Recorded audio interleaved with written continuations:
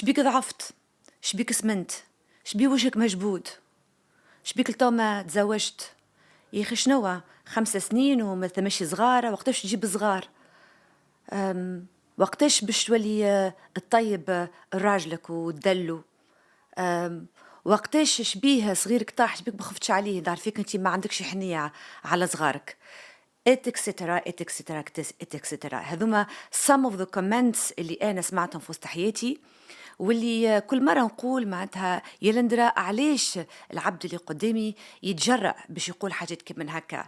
يا لندرا على خاطر هو بيرفكت وعنده بيرفكت لايف ويحب بالنسبة لي هو هذاك هو اللي عم فيه لازم أنا نعمله، والا هو ما يعيش وقت اللي بدي يحكي لك الكلام هذاك، ما يعيش قداش الوقع نتاع الكلام هذاك يجي على الانسان هذاك.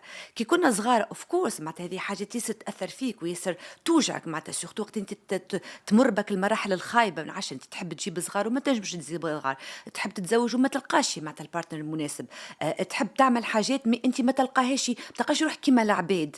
اما نحن they condemn you، لازمك تكون كيفهم otherwise راك انت مختلف وخايب وماكش باهي يو نوت كونفورم. هذاك علاش اما نداء العباد الكل، خلي العباد تعيش كما هي تحب تعيش، كل واحد عنده طريقته باش يعيش سعيد.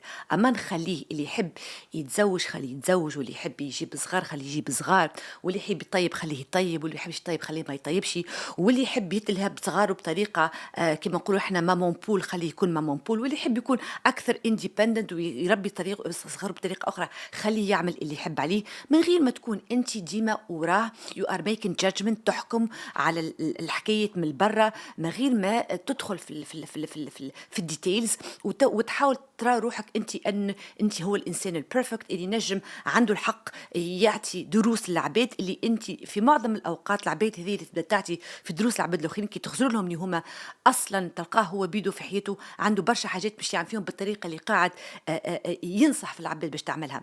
هذاك علاش امان حاجه ديما نحكي عليها انا في الفيديوهات نتاعي، بجاه ربي خلي كل واحد على النيتشر نتاعو، خلي كل واحد يتصرف بالطريقه اللي هو يحب يتصرفها من غير ما تعمل حتى قيود على العباد اللي حولك، باش هكاك الناس الكل نجموا نعيشوا بسلام ونعيشوا براحه. وكي نبداو نحكيو مع العباد نحسوا روحنا فرحانين خاطر نحسوا روحنا مرتاحين، باش تما ماسك لازمنا نحطوه قدام على وجهنا باش هكاك العبد الاخر يقبلنا، على خاطر كما نتصرفش بطريقه معينه وما نتكلمش بطريقه معينه وما نسلمش بطريقه معينه، انا نكون انسان مانيش باهي، خاطر ما تنجمش تحطني في باكت هكا في قرطاس معناتها حاضر وما تنجمش تبلاسيني. هذاك علاش امان خلي كل واحد يتصرف على نيتشر نتاعو باش هكاك نجم نكونوا ناس مرتاحين.